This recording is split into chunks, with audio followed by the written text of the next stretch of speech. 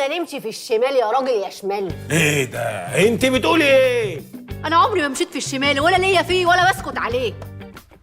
انا اسفه جدا. انا بس مش عارفه ان انا بقول ده، انا اعصابي تعبانه قوي.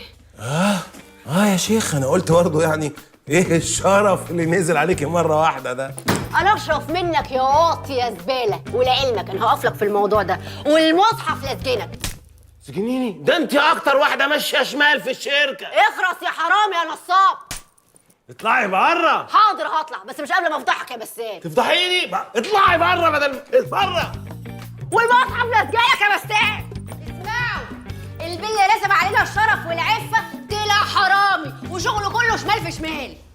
عادي، وايه الجديد يعني؟ بجد والله. ايوه انا حرام يا هنادي، واحنا شركه شمال كلنا واحنا عصابه. يا طلعوا البت دي بره. انا لو وقعت مش هقع لوحدي يا بسام. ها؟ شوف. مش هقع لوحدي. بره.